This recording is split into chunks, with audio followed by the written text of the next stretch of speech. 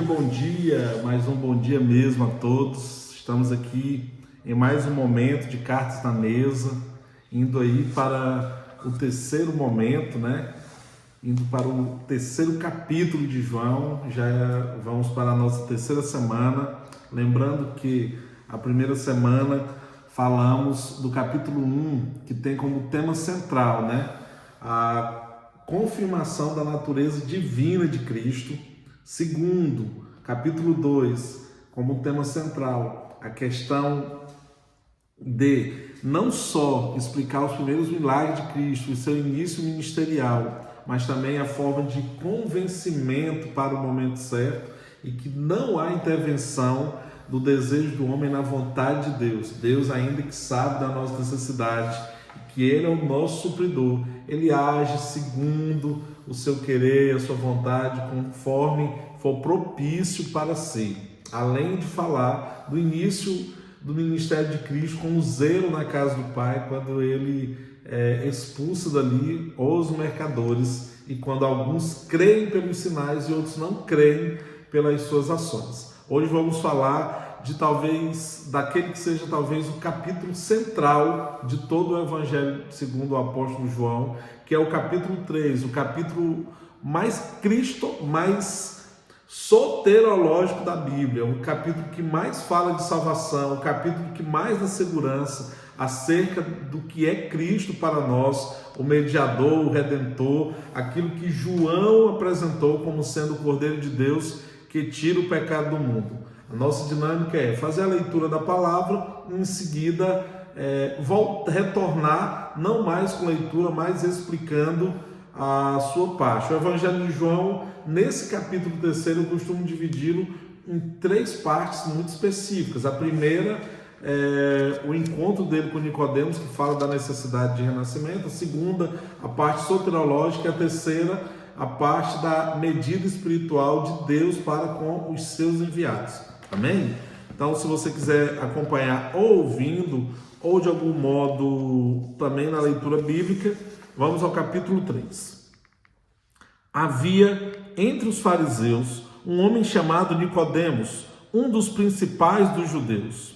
Este, de noite, foi ter com Jesus e lhe disse: Rabi, sabemos que és mestre, vindo da parte do próprio Deus, porque ninguém pode fazer estes sinais que tu fazes, se Deus não estiver com ele.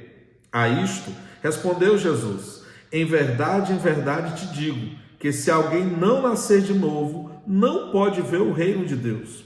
Perguntou-lhe Nicodemos: como pode um homem nascer, sendo velho? Pode, porventura, voltar ao ventre materno e nascer segunda vez? Respondeu Jesus: em verdade te digo, quem não nascer da água e do Espírito não pode entrar no reino de Deus. O que é nascido da carne é carne, e o que é nascido do Espírito é Espírito. Não te admires de eu te dizer: importa-vos nascer de novo.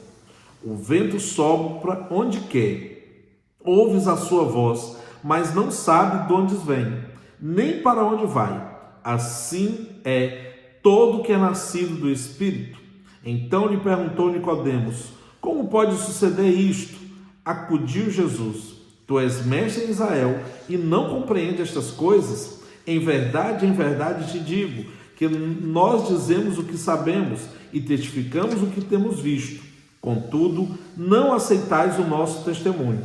Se, tratando de coisas terrenas, não me credes, como crereis se vos falar das celestiais?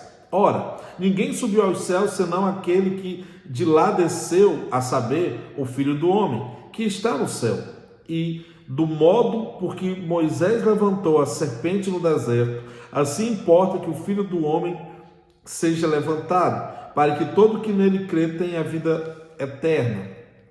Porque Deus amou o mundo de tal maneira que deu o seu único Filho, para que todo aquele que nele crê não pereça, mas tenha a vida eterna. Porquanto Deus enviou o seu Filho ao mundo, não para que julgasse o mundo, mas para que o mundo fosse salvo por ele. Quem nele crê não é julgado. O que não crê já está julgado, porquanto não crê no nome do unigênito Filho de Deus.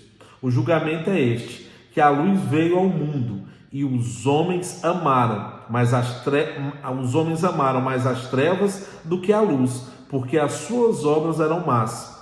Pois todo aquele que pratica o mal aborrece a luz e não se chega para a luz, a fim de não serem arguidas as suas obras. Quem pratica a verdade aproxima-se da luz, a fim de que as suas obras sejam manifestas, porque feitas em Deus. Depois disso, foi Jesus com seus discípulos para a terra da Judéia. Ali permaneceu com eles e batizava. Ora, João estava também batizando em Enom, perto de Salim, porque havia ali muitas águas, e para lá concorria o povo e era batizado, pois João ainda não tinha sido encarcerado. Ora, entre os discípulos de João e um judeu suscitou-se uma contenda em respeito à purificação, e foram ter com João e lhe disseram: Mestre, aquele que estava contigo além do Jordão, do qual tens dado testemunho, estava batizando, e todos lhe saem ao encontro.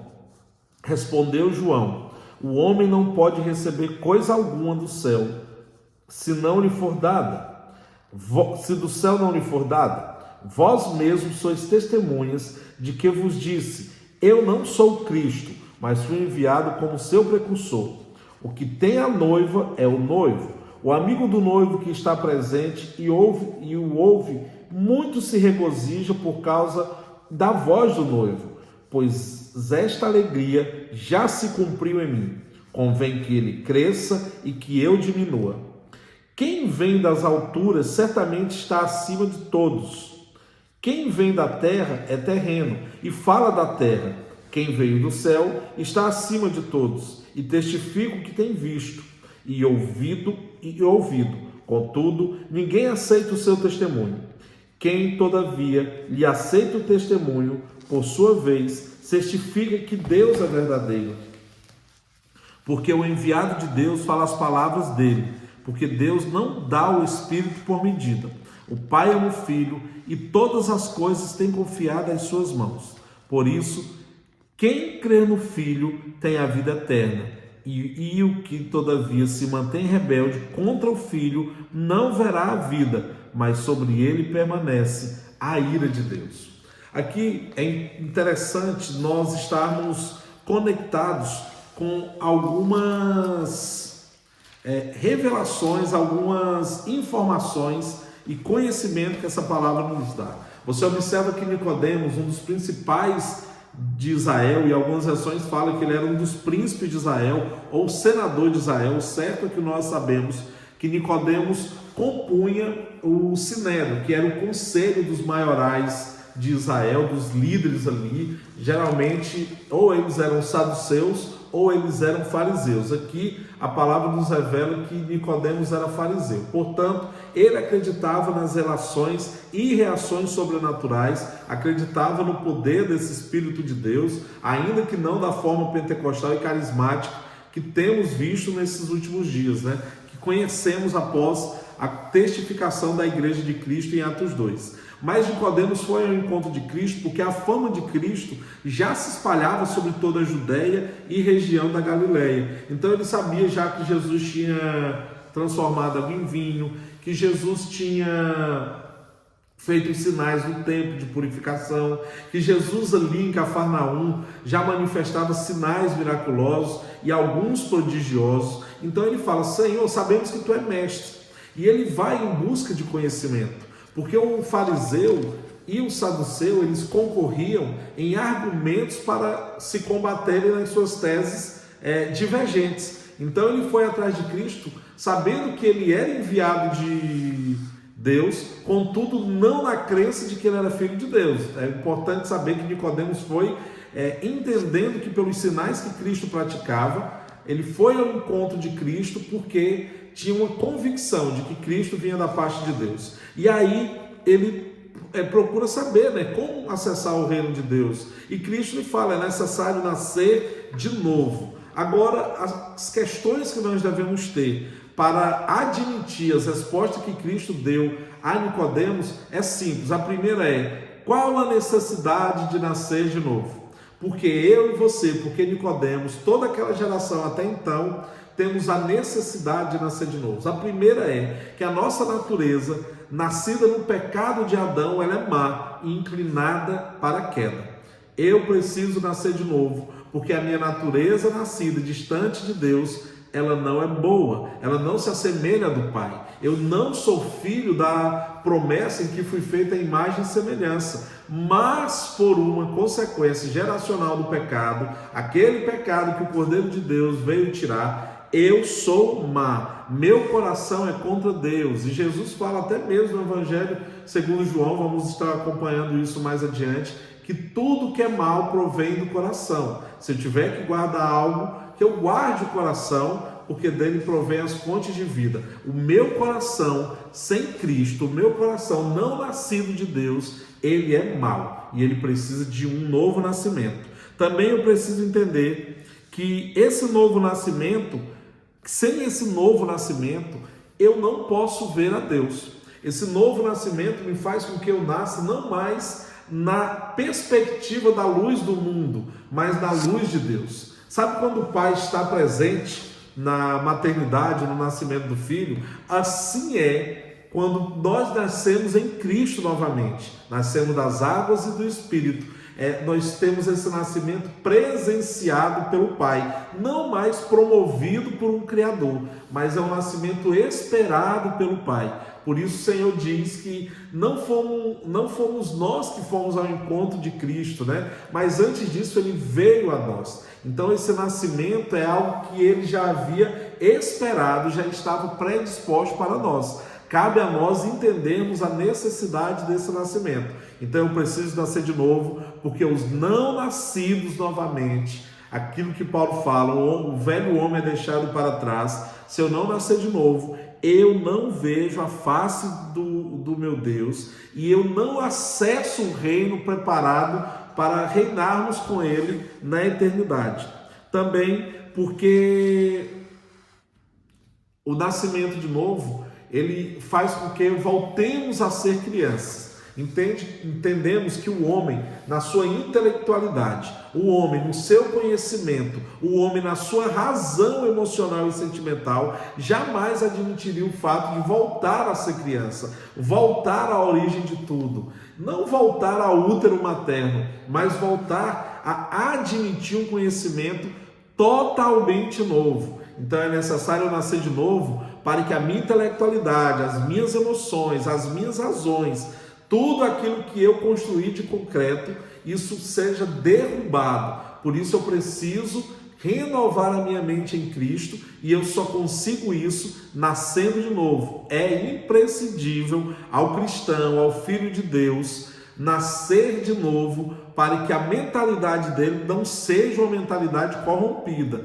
mas uma mentalidade santa, como ele é santo. E essa mentalidade santa, ela se dá pelo novo nascimento, é aquilo que é a nova criatura. Sabe quando aquele seu parente, seu amigo fala assim, o que foi para você morrer e nascer de novo? Não é que parece, é que isso de fato aconteceu. É necessário nascer novamente para que toda a minha compreensão e entendimento estejam ligados àquilo que o Espírito Santo venha me conduzir. Por isso eu nasço das águas, sou purificado naquilo que é o ritual do batismo e recebo o Espírito Santo não só para me capacitar em dons, mas para que o meu caráter seja restaurado, reformado e encaixado nesse projeto de Deus, ok? E também porque o novo nascimento é uma expressão de Cristo. Lembra-se que o primeiro homem já veio formadinho, com todo entendimento e conhecimento científico e intelectual. E Cristo nasceu de mulher. Cristo foi um bebê, Cristo foi uma criança, teve seus irmãos, foi adolescente, até chegar na fase de homem e se revelar ao mundo como a luz do mundo e como o Cordeiro de Deus que tira o pecado do mundo. Então, se Cristo passou por esse nascimento, o próprio Deus, como está ali em 1 João, capítulo 10, se sujeitou ao verbo se fazer carne, e ali em Filipenses, Filipenses capítulo 2 diz que ele, sendo Deus, abriu mão da reputação de Deus e veio como homem. Então, se Jesus nasceu de novo, abrindo mão de tudo, na verdade nasceu de novo não, Jesus sempre existiu. Jesus nascendo, abriu mão daquilo que ele tinha, nós também precisamos reagir assim. Quando ele fala isso a Nicodemos, lhe causa um certo impacto, uma vez que Nicodemos, sendo doutor da lei, conhecimento de toda a informação judaica, ele se assombra. E realmente a pergunta é: eu tenho como voltar ao útero da minha mãe? Como Jesus falava já no conceito espiritual e no conceito de propósito da sua propiciação na cruz, Nicodemos não tinha como entender. É por isso que é imprescindível ao cristão desejar que Cristo o mova a isso. Se Cristo não mova, se a natureza de Deus não me escolhe, se o sentimento de Deus não vem sobre mim, eu não alcanço a conversão. A informação acerca do Evangelho, o conhecer o Evangelho, não vai me trazer a garantia de converter a minha mente àquilo que é a compreensão de Deus.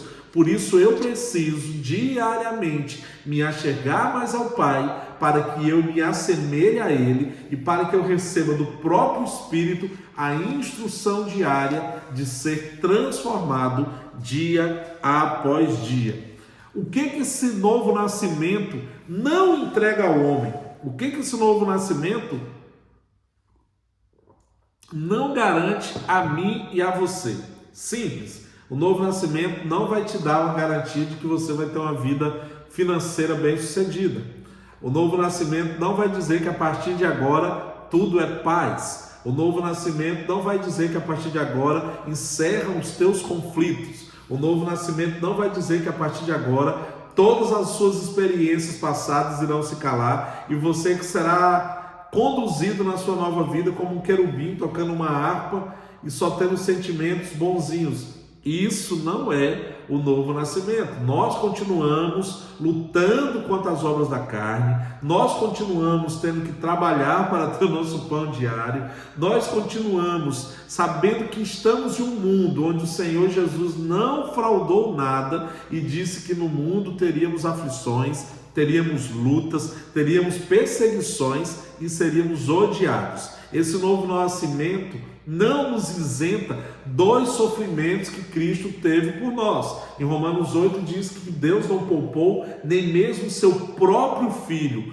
Então, esse novo nascimento traz para nós a esperança da glória e a certeza de ver o reino celestial na configuração de Deus. Mas esse novo nascimento não nos traz um domínio sobre todas as circunstâncias da terra.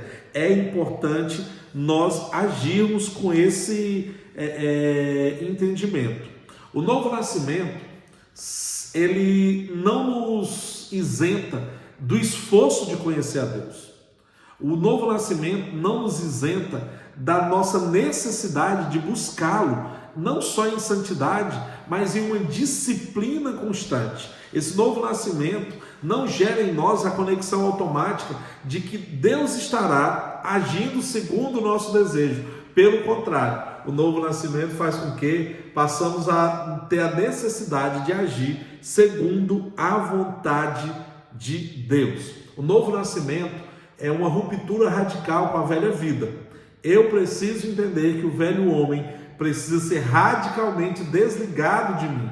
Não por acaso o apóstolo Paulo fala que as coisas velhas, as antigas, as ultrapassadas é deixado para trás e eu sigo um novo caminho. Qual seja esse novo caminho? É o que será revelado em João 14, que ele é o caminho, a verdade e a vida, é o caminho do Pai. Eu preciso entender que, decidido nascer de novo em Cristo Jesus, pelas águas que me purificam e pelo Espírito que converte o meu caráter no de Cristo, eu estou rompendo com tudo aquilo que era reprovável diante de Deus. Por isso que o novo convertido, aquele nascido de Deus, nascido não mais de mulher, mas nascido do próprio Deus, ele não pode dizer assim, mas eu sempre fui assim, eu sempre agi assim. Por quê? Porque eu estou agora numa perspectiva do Pai, numa perspectiva do Senhor, numa perspectiva de salvação que foi me dada por essa escolha que o Pai gerou em mim de estar com Ele. O novo nascimento não nos afasta da necessidade de reconhecer os nossos pecados.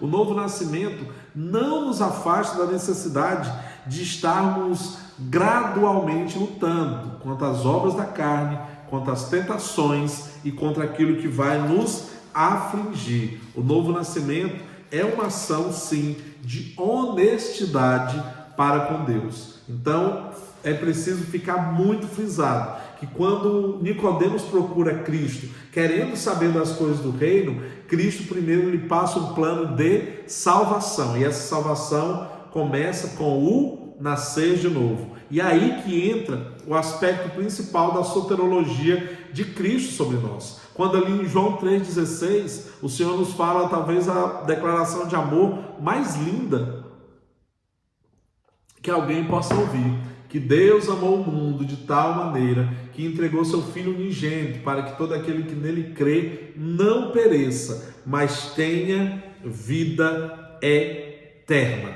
Aqui nós temos alguns aspectos que precisam ser debatidos, precisam ser expostos, não só de forma esboçativa, por assim dizer, não só por um esboço, mas também por uma questão de convicção em nossas vidas. E o que eu preciso ter? Que a salvação é algo que precede a nossa vontade. A minha salvação não está ligada à minha vontade, mas ela está precedida numa causa que é o amor de Deus. Por isso diz que Deus amou o mundo, porque Deus amou. Entende? A precedência está ligada nesse amor pré-existente por nós. Antes de nós sabermos que Deus nos amava, já havia essa precedência dele. Então, a nossa salvação é ligada em um amor precedente, é algo anterior à nossa vontade. Eu posso dizer até que eu não sou salvo, a humanidade não foi salva pela sua própria vontade, mas pela vontade do próprio Pai, que nos amou por inteiro. Então aqui volta aquela questão prática e doutrinária de que o amor precede todas as coisas. Eu não tenho que fazer as coisas que amo, mas eu tenho que amar as coisas que faço. Se eu colocar a ação primeiro que o amor, eu não alcanço nada. Mas se eu amar primeiro que a minha ação, eu serei bem-sucedido e alcançarei o propósito em tudo. Então a salvação, ela vem da grande causa do amor, precedida pelo próprio Deus. A salvação, ela é grande e acessível porque ela é para todos. A sua plenitude, ela se faz porque ela é ampla. Deus amou quem? O Antônio, a Chauane, a Cláudia, a Maria, o José, o Fernando? Não, Deus amou o mundo. Quem entre nós? Sabe quando a gente fala assim, não é possível que essa pessoa vai ser salva? Isso é natureza humana. Nós amamos aqueles que estão ao nosso derredor.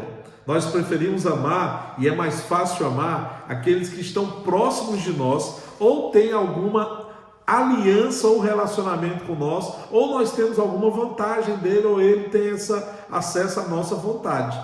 Deus não tem isso. Deus não precisa de um favor humano, Deus não precisa de um talento humano, Deus não trabalha na base da simpatia, do sentimento e da dó. Deus trabalha porque Ele ama, e a palavra do Senhor diz de forma ampla que Ele amou o mundo, Ele alcançou todo mundo. Então a salvação é um plano de Deus de amplitude, Ele é pleno, Ele é absoluto. Todas as pessoas do mundo podem ser salvas? Sim, mas então o que faz com que essa salvação seja tão intensa? Porque há um advérbio de intensidade. Deus amou o mundo de tal maneira, ou Deus amou o mundo tanto que propôs um sacrifício mais inexplicável, mais insondável, mais é inacessível à razão humana, qual seja entregar o seu único filho. Então, a salvação parte para nós de forma ampla, porque ela tem uma ciência de intensidade. O amor de Deus não é pouco. O amor de Deus não é uma medida que possa ser alcançada pelo entendimento humano. Por isso é necessário buscarmos a conversão e alcançarmos a mente de Cristo para acessarmos a conexão com a vontade do Pai. Então Deus nos amou de tal maneira, nos amou tanto, que entregou o seu único filho. A salvação, ela vem mediante uma grande entrega para nós. Qual foi a entrega? Jesus. Jesus é a maior dádiva que Deus pode dar para nós. Jesus é a maior dádiva que Deus poderia entregar à humanidade. E Ele nos entrega essa dádiva de amor incomensurável, insondável, de forma inexplicável, porque Ele nos amou anteriormente, porque Ele teve a disposição de entregar, e Ele com amplitude faz com que todo mundo acesse a isso. Aí vem a parte que não nos faz participantes da salvação, mas nos faz eleitos, porque o eleito, ele está ligado à vontade do Pai e à concordância de nossa parte com a vontade do Pai. Olha só o que diz o versículo mais soterológico da Bíblia. Deus amou o mundo de tal maneira, então tanto, de forma imensurável, que entregou o seu único filho. Para quem? Para todo aquele que nele crê. A salvação, olha bem isso. A salvação é para todos. Entendeu? A salvação é suficiente para todos, mas eficiente aos que creem. Capite nisso bem. A salvação, ela veio para todos. Ela é suficiente a todos, mas a sua eficiência, ela é para os que creem. Cristo é suficiente a todos. Cristo é suficiente a todos. Todos precisam unicamente de Cristo para ser salvo, mas ela é eficiente, ele só tem eficácia ao que crê. Não adianta eu saber que Deus entregou o seu único filho, se eu não crer nisso. E o que é o crer nisso? É admitir que nenhum esforço meu, nenhuma ação minha é maior do que a entrega dele para a cruz, na cruz, e que os meus atos de justiça são comparados a trapos de imundície. Não há em mim mérito nenhum para a salvação. A soterologia cristã, ela deve ser admitida de uma única forma, que foi através de Cristo que fomos salvos. E essa verdade, essa questão precisa estar impregnada em nós. Sem Cristo não há razão, não há por que acreditar em uma salvação por outro caminho. A salvação, esse sacrifício nos dá a oportunidade. Todo aquele que nele crê, não vai perecer. A salvação dá-nos a segurança. Essa salvação de João 3,16 nos dá uma segurança, que se eu crer, eu não perecerei, eu não morrerei novamente. E ele ao final me dá uma promessa, que é, além de não morrer, eu terei vida eterna. Então, aqui está o plano e o aspecto perfeito da salvação de Cristo. A continuação disso se faz através do quê? Da certeza de que o Filho do Homem não veio aqui para condenar e para julgar, mas para perdoar.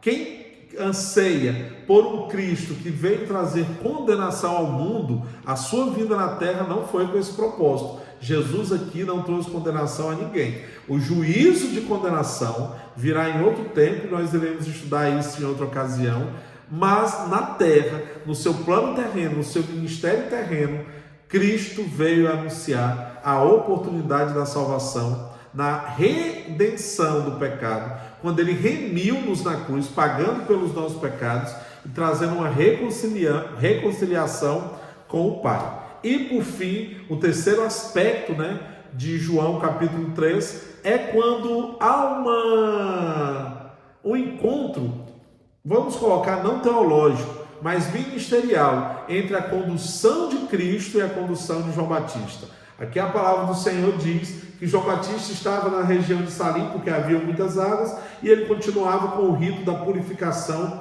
através do batismo.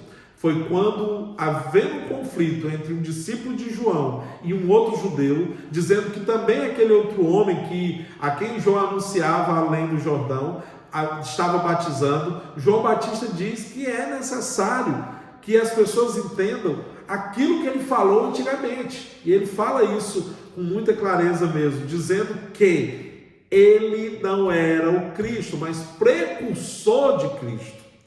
Nós precisamos entender que após a nossa conversão, nós não nos transformamos em Cristo. Nós passamos a ser filhos de Deus, mas nós não nos transformamos em Cristo. Mas tal qual João Batista, eu e você somos precursores de Cristo na vida daquele que não conhece. Se o Fernando, o João, a Maria, o Sidney não conhece a Cristo e você se relaciona com ele é seu colega de trabalho, ele é seu parente, ele é seu amigo, ele é um conhecido seu, você tem a responsabilidade de ser o precursor de Cristo na vida dele. Como é ser o precursor? Falando de Cristo até ele aceitar a Cristo. João Batista, nessa altura, não teve a intenção nenhuma de se colocar na condição de Cristo, mas na condição de anunciar Cristo na vida das pessoas. Nós precisamos ter essa ciência, essa revelação de que para as pessoas que não conhecem Cristo, eu sou precursor de Cristo. E aí eu preciso entender algo. Há um limite da minha ação ministerial, da minha ação convocatória no chamado de anunciar as boas novas a alguém, a essas pessoas. João Batista falou que o ministério dele era até ali, e por isso ele disse, é necessário que Cristo cresça e eu diminua. Você lembra quem falou de Jesus para você? Você lembra a pessoa que te acompanhou nos primeiros passos? Você lembra quem te liderou, quem te guiou, quem te orientou no início do teu ministério? Você guarda essa pessoa com saudade? Você tem uma gratidão por ela? Isso é normal, porque essa pessoa dedicou afeto, tempo, atenção, conhecimento, informação, muita paciência para chegarmos até um lugar de maior maturidade. Mas você já observou que se essa pessoa continuasse te guiando até nos dias de hoje, certamente haveria tido, ou até houve em alguns casos, uma ruptura com ela? Porque nós devemos entender até qual é o nosso ponto de instrução acerca de Cristo na vida daquela pessoa. Depois que eu apresento a ela com Cristo e levo a ela um ciclo de amizade com Cristo, não compete mais a mim, assim como não competia mais a João Batista, continuar anunciando a Cristo. No momento em que Cristo começa a dizer, eu sou Cristo, eu sou o Senhor, eu sou o Salvador, não compete mais a mim a anunciar a esse Jesus, a falar desse Jesus constantemente a essa pessoa, porque o próprio Espírito Santo vai cumprir esse papel. O próprio Espírito Santo vai levar essa pessoa a ter esse tipo de comportamento, a ter esse tipo de ação de apresentação. Por isso João Batista aqui é ministrado, ele fala, olha, o Filho de Deus fala a palavra dele, o Filho de Deus fala aquilo que ele quer que seja falado, aquilo que deseja que seja conhecido. E a mim, eu tenho uma medida de apresentar o Pai a você. Jesus tem uma medida infindável, infinita. Não por acaso aqui no versículo 34 do capítulo 3, João Batista declara o seguinte, pois o enviado de Deus fala as palavras dele próprio, porque Deus não dá o Espírito por medida, Deus não dá o Espírito por algo findável. A medida de Deus para Cristo é igual a dele. A medida de Deus para mim, como está em Efésios capítulo 4, versículo 7, ela tem o seu limite segundo a necessidade de Deus, mas o que Deus fala para mim, através de Cristo, é de forma infindável, insondável e inacessível à compreensão de Deus. Então João Batista, ele entende que é necessário não só ser precursor de Cristo, mas também entender a hora onde é necessário que esse filho haja por suas pernas, dentro da sua maturidade e de forma emancipatória para alcançar e acessar o próprio Jesus. Ao final do Evangelho de João, ainda que ele seja um evangelho doce e, como eu poderia dizer, bem aceitável, ele deixa bem claro que todo aquele que não aceita o Cristo, este não verá o Pai. Aquele que conhece Jesus, aquele que aceita Jesus, ele será salvo. Aquele que o rejeitar, ele será condenado. Amém? Então, esse é o aspecto da natureza, da expressão de João capítulo 3. Perguntas? Questões? Eu queria só voltar um bocadinho para você falar da parte de João de 19 a 21, que é a parte que a luz veio ao mundo, os homens amaram mais as trevas e não a luz, quem pratica o mal odeia a luz. Abordar um pouquinho isso. Qual? 19 a? 19 a 21. Ah, ok. Porque é uma questão que muitos cristãos vivem, né? Dessa rejeição, né? Só por praticar boas coisas, quem tem más práticas se enfurecem. É isso. Essa parte. Então, de 19 ao 21, né? Isso. Eu vou ler novamente para contextualizar. O julgamento é este, que a luz veio ao mundo, e os homens amaram mais as trevas do que a luz, porque as suas obras eram más. Pois todo aquele que pratica o mal aborrece a luz, e não se chega para a luz, a fim de não serem arguidas as suas obras. Quem pratica a verdade aproxima-se da luz, a fim de que as suas obras sejam manifestas, porque feitas em Deus. Aqui, Cristo está concluindo, né, a João Batista, a sua perspectiva da verdade, a sua verdade acerca da salvação, que Jesus amou o mundo, que Deus amou o mundo de tal maneira, para que todo aquele que nele crê não pereça tenha vida eterna, mas porque Deus não veio para condenar, mas para perdoar, né? Quem nele crê não é julgado, o que não crê, este será julgado, porquanto não crê no nome do Filho de Deus. Então aqui ele encerra a sua questão soterológica da salvação, dizendo que Deus entregou o Filho do homem para o que nele crê não pereça, mas quem não crê, este será condenado. Mas Jesus não está no mundo para ser condenado. A partir daqui, ele está afirmando que algumas pessoas não optarão pela luz, que algumas pessoas não desejarão participar desse feito, né, de estar com ele. E algumas pessoas que praticam o mal e aborrecem a luz, não se chega a ele porque ele está interessado em quê? Em se justificar nas suas obras.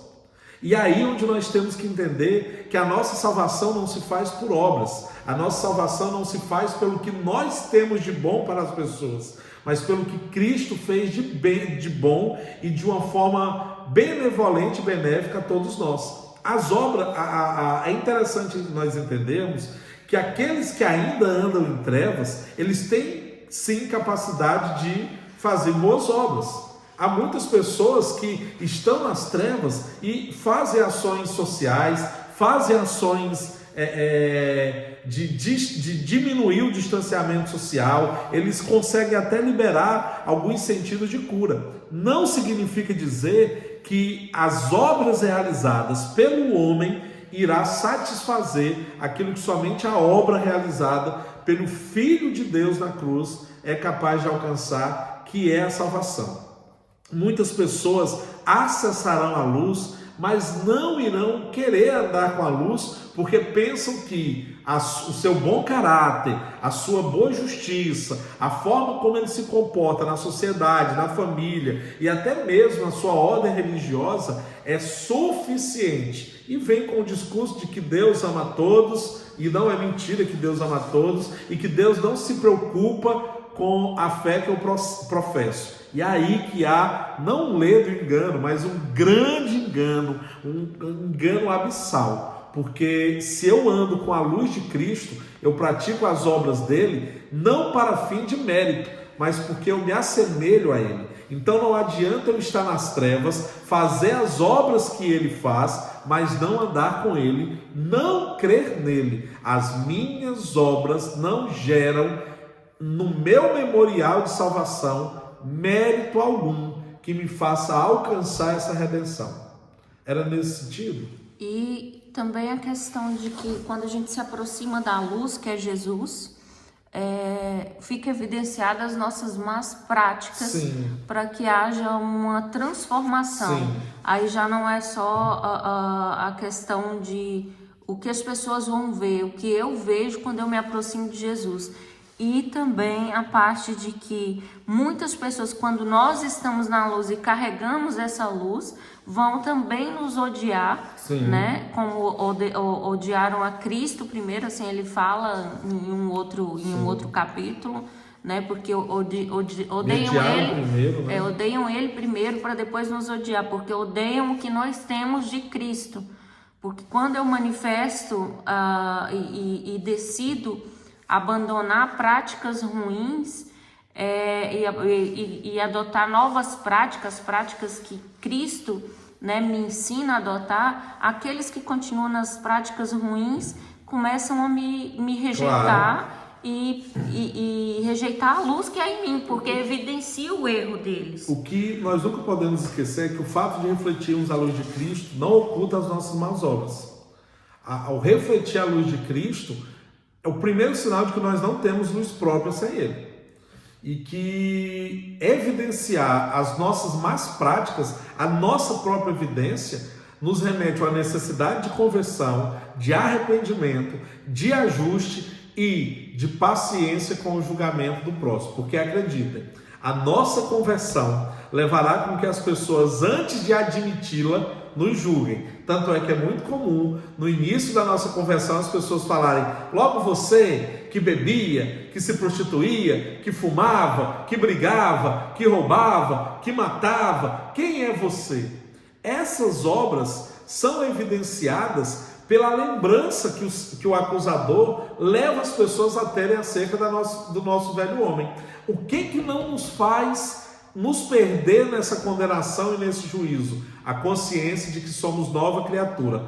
Só se aborrece com esse tipo de comportamento aquele que ainda é imaturo na fé, por não ter convicção de que nasceu de novo. Se eu nasci de novo, o acusador não acessa a minha nova vida. Se eu nasci de novo, o acusador não acessa o meu coração em dizer aquilo que o velho Antônio, a velha Cláudia, o velho Roberto, a velha Maria praticou. Porque eu sou nova criatura, e uma criatura guiada por uma luz que veio ao mundo para trazer exatidão no caminho. Mas então, meus amados, em resumo do capítulo 3, ela fala da necessidade de um novo nascimento, ali o que foi instruído a Nicodemos. Cristo, então, bem no seu início do ministério, logo aqui no capítulo 3, se a gente for olhar de forma cronológica, ele traz essa necessidade para conhecer o reino de Deus, nós sermos outras criaturas. Que criatura é essa? Uma criatura celestial? Não, uma criatura que vem não mais com a natureza adâmica, mas a natureza cristã, a natureza de filho de Deus. Vem também falando que o seu sacrifício na cruz é uma obra do amor do Pai que precede o nosso entendimento e precede a nossa criação. É uma ação do Pai antecipada à nossa vontade, ampla porque é para todo mundo, intensa porque fala de uma quantidade imensurável, e ela fala do condicionante, que Jesus é suficiente a todos, mas eficaz ao que crê. E, por fim, ela livra-nos de algo, é uma palavra de livramento, porque nos livra da condenação e do perecimento, e traz uma promessa dadivosa, a vida eterna. E que nós temos que entender o tempo de nossa vida como anunciador de Cristo para outros. Haverá um momento em que o próprio Cristo conduzirá os seus discípulos. Eu não posso achar que eu tenho direito de mentoria, direito de condução, direito de opinião na vida daquele que eu levei a Cristo, porque eu fui abençoado ou abençoador com isso. Chega um momento em que essa pessoa precisa se desligar de nós, não se afastar, mas se desligar da nossa orientação, para emancipado ter sua própria experiência, o seu próprio contato com o Cristo e assim viver a sua verdadeira conversão, o seu caminho com Ele, como um dia também nós nos desligamos daqueles que nos apresentaram a Cristo e seguimos com Ele, como foi o caso de André e o outro discípulo. Amém? Quero orar antes de encerrar aqui. Senhor, meu Deus e Pai, em nome de Jesus, eu rendo graças, meu Pai, por essa manhã, onde as Tuas misericórdias, Senhor, já se renovaram sobre nós e também, Senhor, o Senhor nos trouxe o Teu conhecimento, a Tua paz, a Tua orientação. Meu Deus, que tudo aquilo que foi falado aqui fique nos corações das pessoas, que elas possam, Senhor, meditar na palavra, ter a sua própria experiência e também serem, meu Pai, instruídas segundo o Teu querer e a Tua vontade. Que a Tua palavra seja viva em nós a todo instante. Senhor, eu abençoo o dia de cada um, em nome de Jesus. Amém. Que Deus os abençoe e até a próxima sexta, capítulo 4, lá da mulher samaritana, desse projeto lindo que é Cartas da Mesa. Muito obrigado.